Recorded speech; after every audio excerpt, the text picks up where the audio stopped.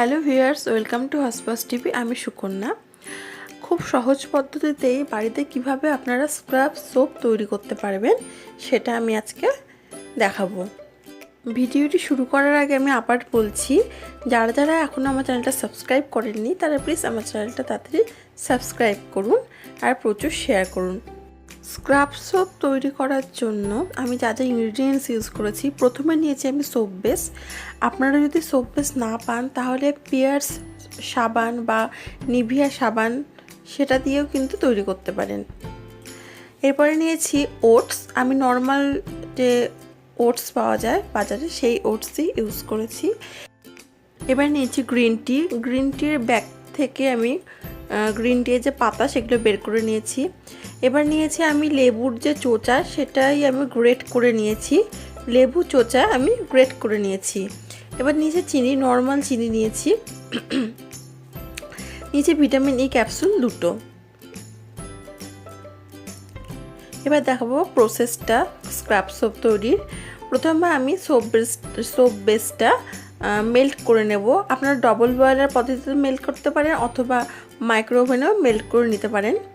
এবার আমি অ্যাড করছি গ্রিন টিয়ের যে লিভসগুলো ছিল, পাতাগুলো ছিল, সেগুলো আমি অ্যাড করছি সোপ বেসের মেল্টেড সোপ বেসের মধ্যে। এবার অ্যাড করছি লেবুর খোসা, যে আমি গ্রেট করে রেখেছিলাম সেই লেবুর গ্রেট করা খোসা। এবার অ্যাড করব ভিটামিন ই এর ক্যাপসুল।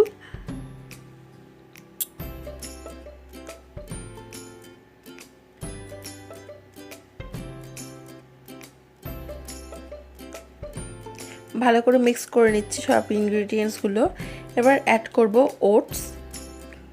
ওটস আর চিনি কিন্তু আমি একদম লাস্টেই অ্যাড করব।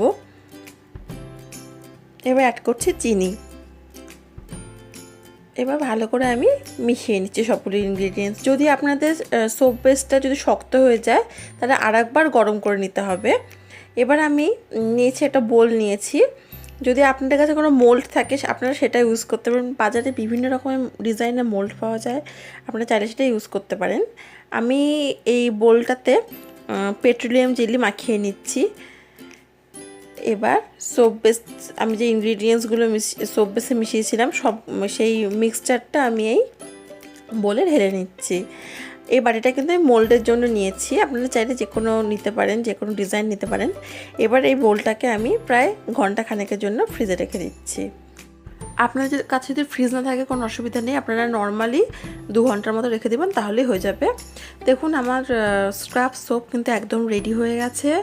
এটা একদম জেনুইন স্ক্রাব সোপ আমরা যেরকম বাজারে কিনি ঠিক সেরকমই হয়েছে। যদি আপনাদের আমার ভিডিওটা হেল্পফুল লাগে তাহলে প্লিজ আমার চ্যানেলটা সাবস্ক্রাইব করুন, প্রচুর শেয়ার করুন। আর আপনাদের আমার এই ভিডিওগুলো কেমন লাগছে প্লিজ আমাকে জানান। আজকের মতো এইটুকুই। Thank you.